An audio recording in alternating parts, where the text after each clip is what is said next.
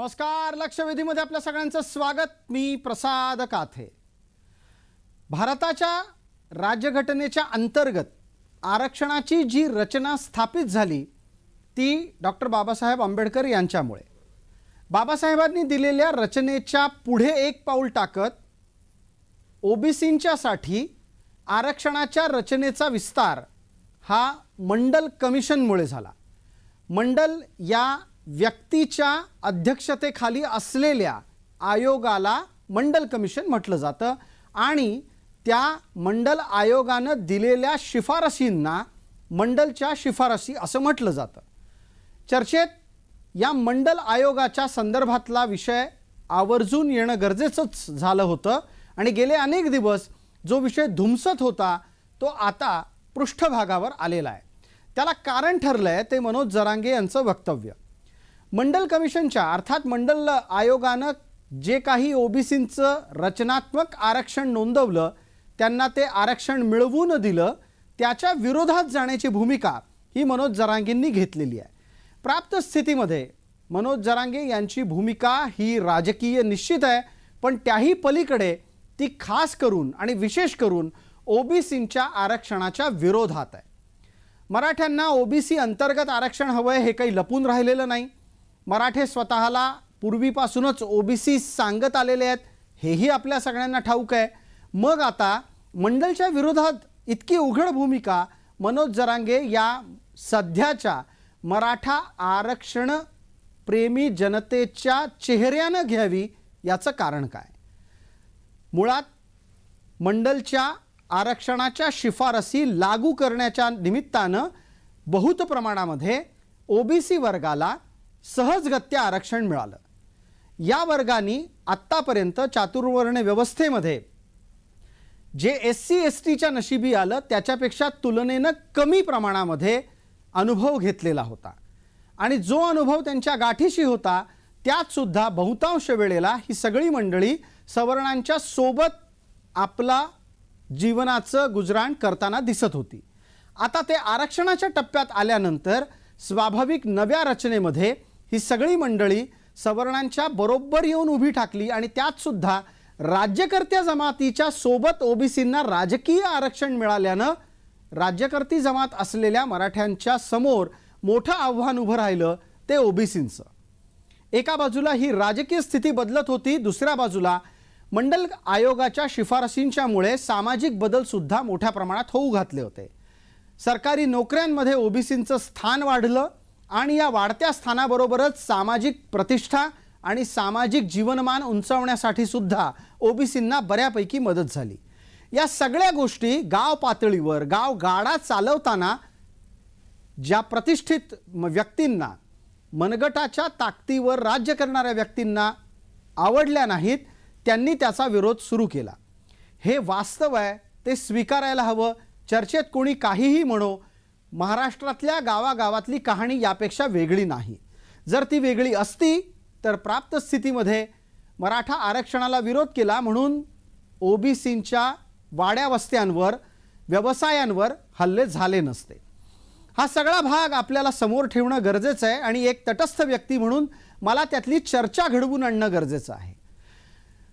मंडल आयोग हा व्ही.पी. सिंग सरकारनं लागू केला. महाराष्ट्रात तो शरद पवारांनी लागू केला आणि शरद पवारांनी त्या निमित्तानं ओबीसींना चटकन 27% आरक्षण देऊ केलं.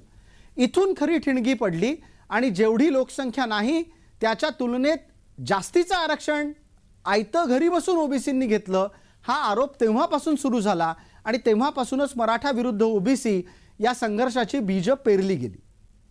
आज 2024 मध्ये आपण ही चर्चा करत असताना नवं वळण या चर्चेला लाभतंय आणि मनोज जरांगेंच्या निमित्तानं मंडलच्या विरोधामधली लढाई अधिक तीव्र होताना दिसतेय. या चर्चेत आपल्याला जाणून घ्यायचं आहे की नक्की मराठे मंडलाच्या विरोधात का आहेत, मंडल आयोगानं असं त्यांचं काय बिघडवलंय. चर्चेत कोण मान्यवर आहेत त्यांचा आपल्याला पटकन परिचय करून देतो. आपल्यासोबत ओबीसींचे नेता अभ्यासक या नात्यानं परिचित असलेले श्रावण ढेवरे आहेत.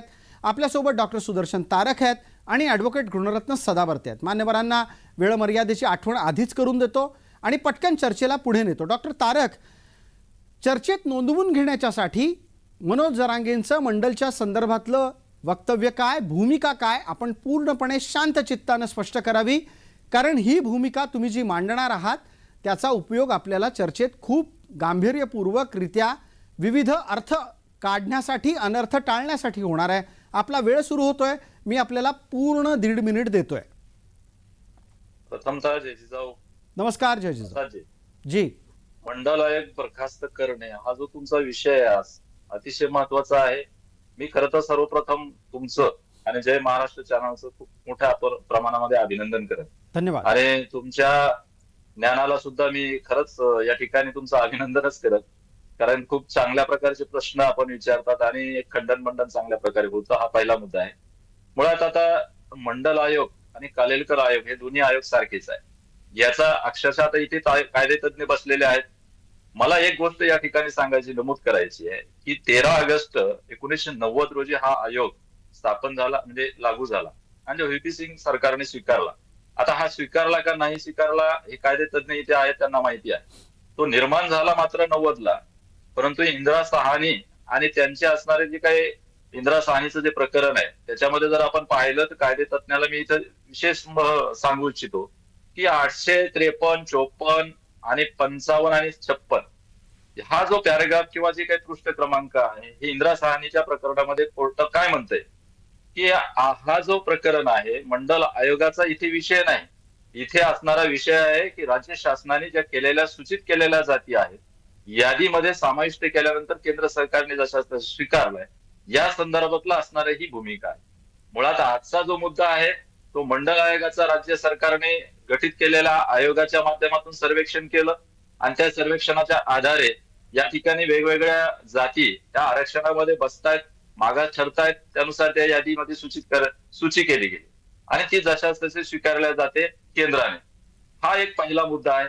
दुसरा मुद्दा, त्यांना आरक्षण मिळतं त्या सूचीमध्ये आलेल्या सगळ्या यादीची जी जातीवर निहाय आहे यादी त्यानुसार. आता इथे एक प्रश्न आहे की जो विषय आपण दिलेला आहे की माननीय मनोज पाटील जरांगे यांनी मंडल आयोगाचं बरखास्तीकरण नाही सांगितलं. तुम्ही जर मराठा समाजाच्या आरक्षणाला विरोध करताय त्याचा अर्थ समजून घ्या की तुम्ही जर मराठा समाजाला आरक्षणाला विरोध करताय मग आम्ही का विरोध करू नये हा मुद्दा महत्वाचा आहे. मुळात ओबीसी समाजाच्या किंवा कोणत्याही जातीला विरोध नाही आमचा.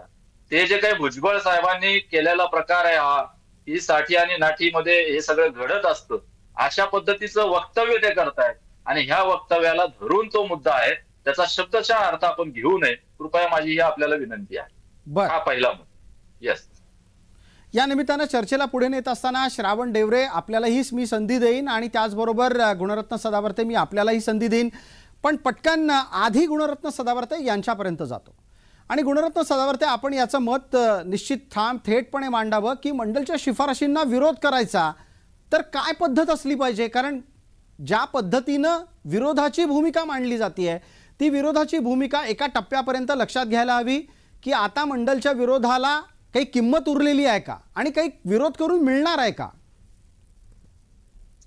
मला मुळात एक समजत नाही की कोणीतरी, म्हणजे आपण म्हणतोय आमच्या म्हणजे कष्टकरी आणि आपण जे आम्ही जे असतो ना जे शेतात राबणारी माणसं म्हणजे गुराखी साहित्यामध्ये ना जर आजूबाजूला कोणी नसलं तर गुडघ्याचा विचार घ्यावा म्हणतात. जरंगेला तेवढं सुचावं, कारण लक्षात घ्या की मंडल जे आहे socially and educationally backward classes करिता जे म्हणजे तत्व ज्याला जमीन म्हणतो, ज्या जमिनीवर म्हणजे ज्या तत्वाच्या आधारावर ते आरक्षण दिलं जाऊ शकतंय, तर तेच जर समजा जरंगेंना म्हणणं आहे की मंडल कमिशन बरखास्त करा, अहो हे कमिशन त्या कालनारूप त्या आयोगांच्या मार्फत संविधानिक याच्या तर काय म्हणतो त्याला कायद्यातून हे आयोग निर्माण होत असतात. जसं की आता न्यायमूर्ती सुक्रेंचा आयोग महाराष्ट्रामध्ये निर्माण केला, जे की बेकायदेशीर आहे पण निर्माण केला. अशा प्रकारे आयोग येत असतात, आयोगांचं काम असतंय, आयोग शिफारशी करत असतात. त्यामुळं जर मंडल कमिशनला जर विरोध म्हणलं तर जरंगेचं आजच आंदोलन संपुष्टात आलं. जरंगेंनी फसवणूक केली लोकांची, कारण मग जरंगेचा विषयच काय राहिलेला नाही. कारण जरंगेची जी सोय आहे ती schedule caste and schedule tribe या शेड्यूल्ड मध्ये न येणारी सोय आहे. त्यामुळं मला असं वाटतंय की जरंगेच्या आंदोलनाला मला असं वाटतं पूर्णविराम मिळाला. मला जी भीती आहे, मला जे त्रास वेदना आहे ती ही आहे की महाराष्ट्राच्या सरकारनं आत्ताच हाती आलेल्या माहितीनुसार या 15 की 16 तारखेला विशेष अधिवेशन बोलवण्याचा घाट घातलाय. मला महाराष्ट्रातल्या सरकारला सांगायचंय, जी. एकट्या जरंगेवर कोणी निवडून येत नसते. इथला ब्राह्मण, क्षत्रिय, वैश्य, इथला 12 बलुतेदार असेल किंवा इथला शेड्यूल कास्ट, शेड्यूल ट्राईब असेल, सगळे महत्वाचे आहेत. आमच्या खुल्या वर्गातील गुणवंतांच्या डॉक्टर बाबासाहेब आंबेडकरांनी ठेवलेल्या जागांवर कोणत्याही प्रकारची कपात, कुऱ्हाड मारली जाऊ दिल्या जाणार नाही. कारण ती ठीक खुल्या आहे. वर्गाची अधिवेशनाच्या बद्दल बोलू आपण, पण ऍडव्होकेट सदावर्ते, आपण जो एक निरीक्षणातला महत्वाचा मुद्दा मांडलात, मला त्या निमित्तानं श्रावण देवरेंपर्यंत पोहोचायचं आहे. गुणरत्न सदावर्ते काय म्हणाले देवरेजी, ते आपल्याला लक्षात आलेलं असेल. देवरेजी ते असं सांगतायत की मंडलला विरोध करणार असाल तर मग मराठे ओबीसी तरी कसे होऊ शकतील, आणि मंडलला विरोध होणार असेल तर मग जरांगेंचं आंदोलनच संपुष्टात आलं नाही का? हे दोन मुद्दे सदावर्तेंनी समोर आणले. याच्या पुढे जाऊन आपल्याला आणखीन काय मांडायचं आहे? नाही, एक साधी गोष्ट आहे की जो मंडल आयोग संविधानिक 340व्या कलमातून पुढे आलेला आहे आणि मंडल आयोग आल्यानंतर केंद्र सरकारने त्याच्यावर शिक्कामोर्तब केलं, सुप्रीम कोर्टाने शिक्कामोर्तब केलं, सगळ्या राज्य सरकारांनी शिक्कामोर्तब केलं आणि पूर्ण देशभर केंद्रात आणि राज्यात हा मंडल आयोग लागू झाला.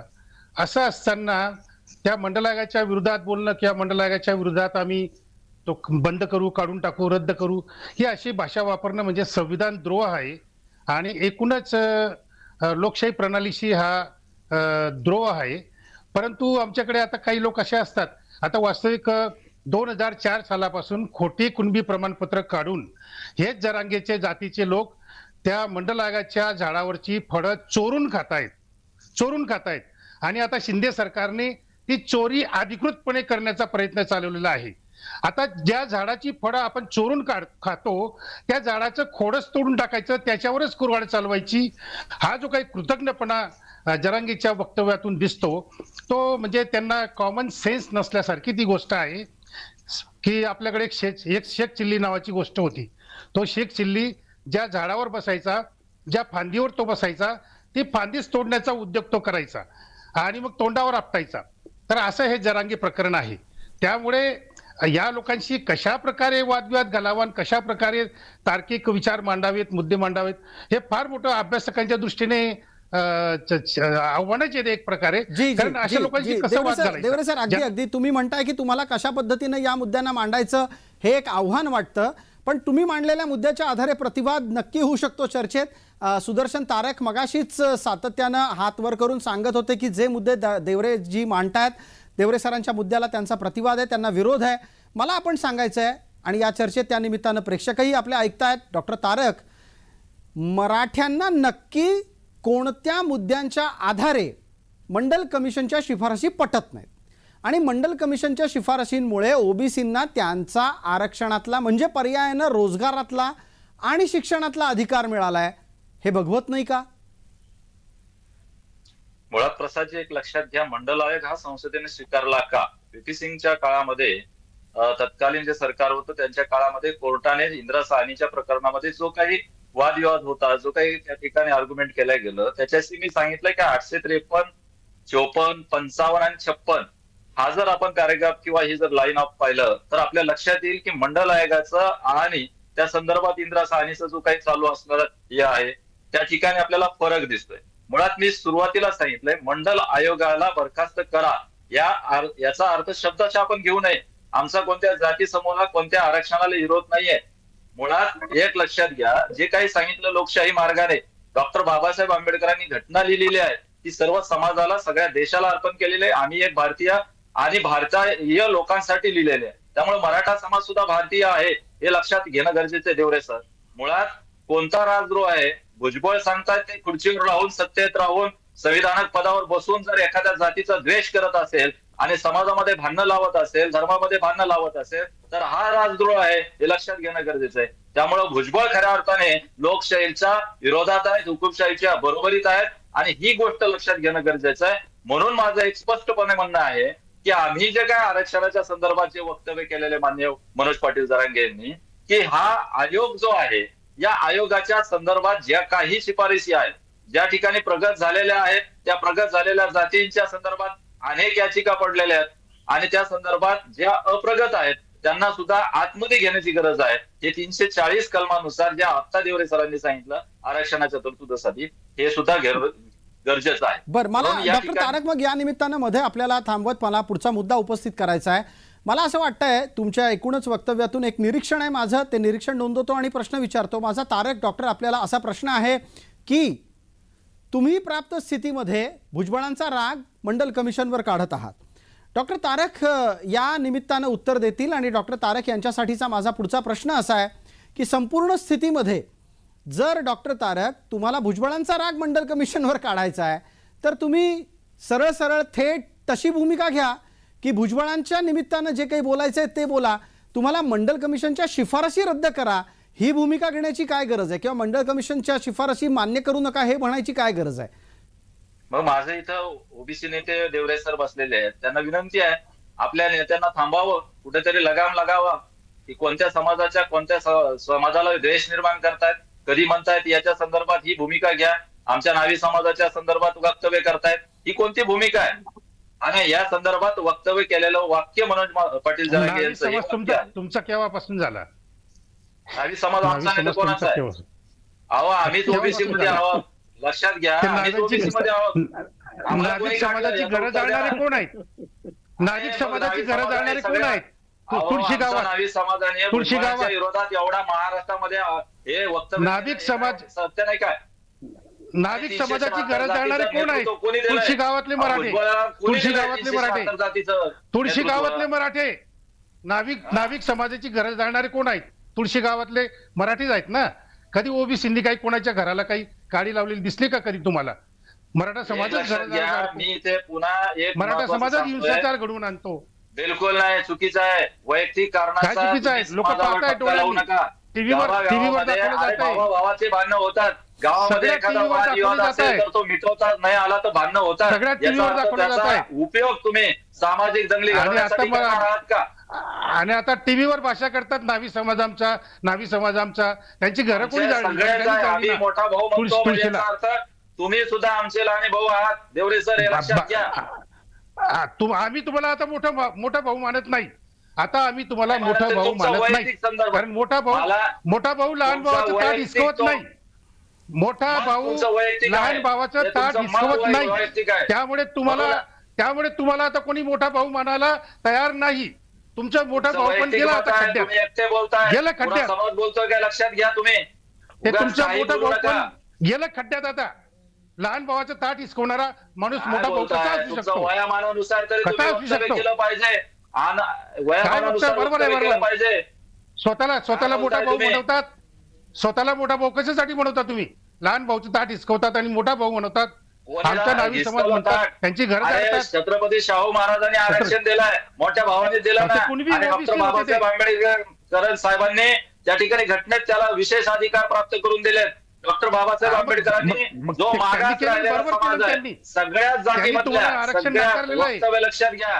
सगळ्याच जातीमध्ये बाबासाहेबांनी जो तुम्हाला मागास आरक्षण आहे, नाकारलेलं आहे. प्रगत आहे, त्याला प्रगतीचं पथावर आणण्यासाठी बाबासाहेबांनी आरक्षणाची तुम्हाला तरतूद केलेली आरक्षण आहे. नाकारलेलं आहे. लक्षात ठेवा, डॉक्टर बाबासाहेब आंबेडकरांनी अप्रगत नाकारलं जातीसाठी त्यांनी प्रगत तुम्हाला होण्यासाठी आरक्षणाचा हा महत्वाचा मुद्दा एक काढलेला आहे. एक मिनिट लक्षात घ्या. मला चर्चेत हस्तक्षेप करू द्या आणि गुणरत्न सदावर्ते यांच्यापर्यंत जाण्याची वेळ आहे. देवरे सर, आपला मुद्दा आणि डॉक्टर तारक या दोघांमधला एक सार घेतो आणि पटकन सदावर्ते आपल्यापर्यंत जातो. सदावर्तेजी, मी तुम्हाला एक वाढीव वेळ देतो, पूर्ण 2 मिनिटं देतो. मुद्द्याला चिकटून आपण राहाल आणि मुद्द्याला स्पेसिफिक असं उत्तर द्याल. या चर्चेत एका गोष्टीचा खुलासा होणं गरजेचं आहे की भारतात आरक्षण कोणाला का मिळतं, 2 ओबीसींना आरक्षण देतानाची भूमिका काय, आणि 3 बाबासाहेब आंबेडकरांनी मराठ्यांना आरक्षण दिलं होतं की नव्हतं. 3ही मुद्द्यांवर बोला. कसं आहे, मला 1 मिनिट फक्त यात मांडू द्या. ते असं आहे, या सगळ्या चर्चा आहेत ना, या समाजाच्या प्रत्येक घटकापर्यंत पोहोचत असतात आणि त्या निमित्तानं अनेक गैरसमज दूर करण्याच्यासाठीचा आपला प्रयत्न असतो. आरक्षणाच्या मागची बाबासाहेबांची भूमिका, मराठ्यांना आरक्षण न देण्यामागची भूमिका आणि ओबीसींना आरक्षण देण्यामागची मंडलची भूमिका, 3ही मांडा. वेळेची मर्यादा पाळा, 2 मिनिट आहेत. सगळ्यात अगोदर तर मला सांगायचंय की बळीचा बकरा कुणाला करून म्हणजे विद्यमान मंत्री श्री छगन भुजबळ यांना तुम्हाला आरक्षण मिळणार नाही. आरक्षण ही अत्यंत संविधानिक बाब आहे आणि त्या पुढे जाऊन मला सांगायचंय की आरक्षणाची तरतूद ही एखाद्या प्रभावशाली देशातल्या राजकारणी किंवा समाजकारणी किंवा एखाद्या राजाच्या म्हणजे विचाराच्या उद्देशाने संविधानात आलेली नाही.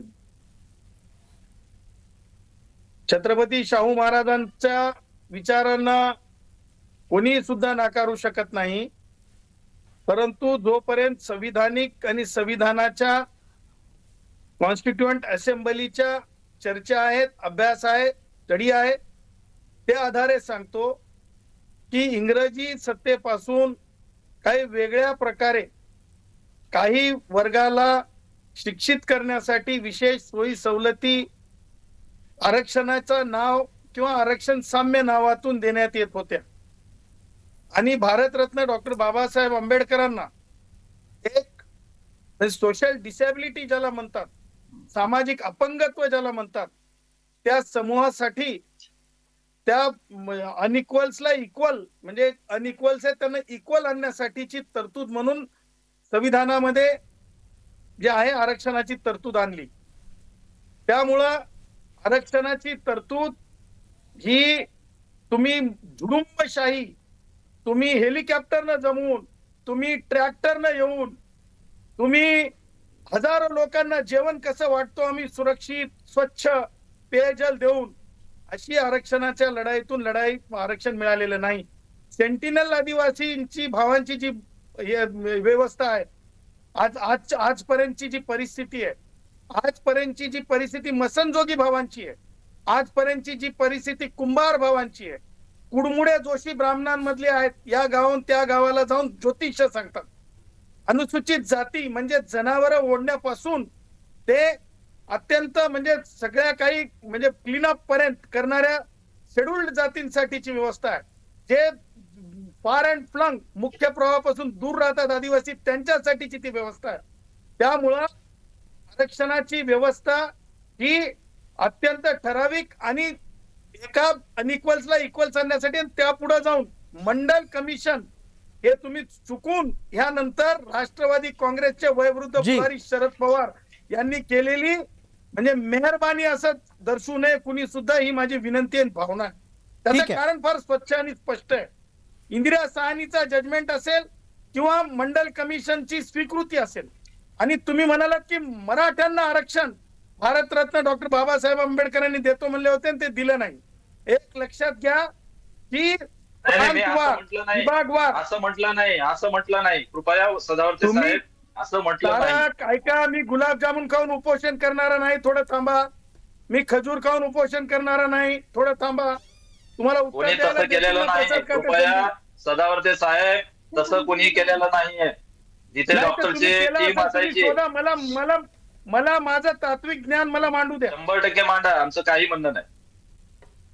तर सांगायचं तात्पर्य हे आहे की ज्या प्रकारे मंडल कमिशन मध्ये ज्या तरतुदी स्वीकारल्या आणि त्या तरतुदीच्या अनुषंगानं आज मला हे सांगायचं आहे की मराठा जो समाज आहे, आणि तुम्ही जे म्हणता कुणबी, जसं त्यांनी सांगितलं की आमचे आंबे चोरून नेले, तुम्हाला मला सांगायचंय प्रसादजी, महाराष्ट्राला सांगायचंय, महाराष्ट्राच्या सन्माननीय मुख्यमंत्री एकनाथरावजी शिंदे साहेबांना सांगायचंय, जरंगेला सांगायचंय,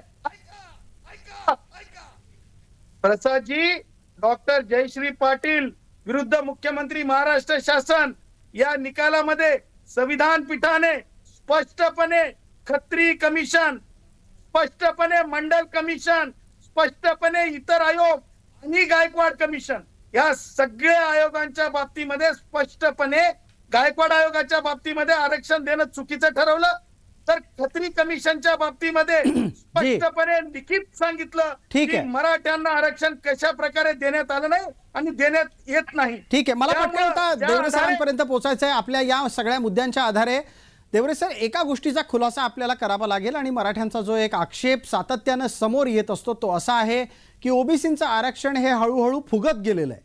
हे नुसतं फुगत गेलेलं नाही आहे, तर ओबीसींच्या या आरक्षणात अशा अनेक बलशाली संपन्न जाती आहेत ज्यांना आरक्षणाची गरज नाही. त्यांचं आरक्षण काढून घ्यावं आणि ते आरक्षण मराठ्यांना द्यावं. ओबीसींच्या आरक्षणाच्या पुनर्रचनेची गरज आहे का, प्राध्यापक देवरे? हे बघा, सुप्रीम कोर्टाने 1992 साली मंडल आयोगाचं जजमेंट देताना स्पष्टपणे त्या जजमेंटमध्ये लिहिलेलं आहे की राज्य स्तरावर किंवा केंद्र स्तरावर एखादा समाज घटक, म्हणजे जातच पाहिजे असं नाही, एखादा समाज घटक किंवा एखादा वर्ग किंवा जात हे मागासलेले आहेत किंवा नाही हे ठरवण्यासाठी राज्याने राज्य मागासवर्गीय आयोग नेमावा आणि केंद्राने केंद्रीय मागासवर्गीय आयोग नेमावा. आणि ज्या समाज घटकाला सामाजिक व शैक्षणिक दृष्ट्या मागासलेलं आरक्षण पाहिजे त्यांनी त्या आयोगांकडे अर्ज करावा आणि त्या आयोगांनी मग सर्वेक्षण करून ठरवावं की ही जात सामाजिक दृष्ट्या शैक्षणिक दृष्ट्या मागासलेली आहे किंवा नाही, त्या सगळ्या कसोट्यांमध्ये ते बसतात की नाही. मग राज्य मागासवर्गीय एखाद्या जातीची शिफारस करतात की ही जात मागासलेली आहे, यांना आपण ओबीसीच्या यादीमध्ये टाका. आता हे एवढं सगळं शास्त्रशुद्ध पद्धतीने, संविधानाच्या पद्धतीने, लोकशाही मार्गाने आणि सुप्रीम कोर्टाने सांगितलेल्या गाईडलाईन प्रमाणे हे सर्व काम चालू असताना हे कसं सांगू शकतात कोणी की म्हणजे ज्या जातींना आरक्षणाची गरज नाही त्या जाती घुसलेल्या आहेत? अरे, ज्या जातींना आरक्षणाची गरज म्हणण्यापेक्षा त्या आरक्षणाच्या 11 कसोट्यांमध्ये बसल्या नाहीत म्हणून त्या ओबीसीच्या यादीतून बाहेर निघालेल्या आहेत किंवा आधीपासून बाहेर आहेत, त्यांना आतमध्ये प्रवेश नाहीच आहे. म्हणजे उदाहरण मराठ्यांचंच घ्या. मराठ्यांनी अनेक प्रयत्न करून बघितले, कालेल आयोगाच्या यादीमध्ये ते येऊ शकले नाहीत, मंडल आयोगाच्या यादीत ते येऊ शकले नाहीत. राज्य मागासवर्गीयाचे 8 आयोग नेमले गेलेत. 8च्या 8 आयोगांनी मराठ्यांना आरक्षण नाकारलं कारण ते सामाजिक आणि शैक्षणिक दृष्ट्या मागासलेले नाहीत. आता हे सगळं शास्त्रशुद्ध पद्धतीने चालू असताना ओबीसीमध्ये कोण अशा जाती आहेत की ज्या खूप पुढारलेल्या आहेत आणि त्या ओबीसी मध्ये आहेत असं ठीक आहे. मला पटकन 30 सेकंद पटकन या निमित्तानं चर्चेच्या समारोपाच्या भागात डॉक्टर तारक यांना द्यायची आहेत. डॉक्टर तारक, प्राप्त स्थितीमध्ये मंडलला विरोध करण्याच्या ऐवजी मुद्द्यांना चिकटून राहणं शक्य नाही का? 30 सेकंदात सांगा, आपल्याला चर्चा आटोपती घ्यायची आहे. एक लक्षात घ्या, इथे सगळेच लोक आहेत इथे बसलेले. मी इंदिरा साहनीचे जजमेंटचं उदाहरण दिलेलं आहे तुम्हाला. 53, 54, 55, 56 या ठिकाणी असणारं मंडल आयोग. थोडं वाचून घ्या एखाद्या वकिलाकडून. तुम्ही वाचा. सदावर्ते साहेब तुम्ही वाचा. सदावर्ते साहेब तुम्ही वाचा. मी तुमच्या मधात बोललो नाही, तुम्ही वाचून घ्या. शिकवू नका तुम्ही कोणाकडून तरी. एवढे तज्ञ चुकीचं काही सांगू नका. एवढं तज्ञ स्वतःला ठरवू नका. स्वतःला एवढं तज्ञ ठरवू नका. कोणालाही तुम्ही स्वतःला तज्ञ ठरवू नका. तुम्ही स्वतःला एवढं तज्ञ करू नका. माझं बोलणं होऊ द्या. आणि फुलं उधळून घ्यायचे मिळत नाही या देशामध्ये. पहिल्यांदा 16 तारखेला अधिवेशन झालं तर या देशातला सगळ्यात काळा दिवस असणार आहे ते की डॉक्टर सदावर्ते डॉक्टर सदावर्ते थांबा. सदावर्तेजी थांबा. डॉक्टर तारक, आपल्याला ही विनंती आहे, मला वेळेच्या मर्यादेमध्ये चर्चा आटोपती घ्यायची आहे. आजच्या घडीला मला या क्षणाला डॉक्टर तारक आपण माफ करावं, आपल्याला वेळ दिला होता पण मला वेळ मर्यादेत हा विषय आटोपता घ्यायचा असल्यानं आपल्याला इथेच थांबवतो. आपण या निमित्तानं या चर्चेच्या पुढच्या भागातही नक्कीच भेटत राहू. तुर्तास आपण सर्व मान्यवर चर्चेत सहभागी झालात त्याबद्दल आपले मनपूर्वक आभार. लक्षवेधीच्या या चर्चेत तुर्तास इतकंच. सर्व प्रेक्षकांना जय महाराष्ट्र.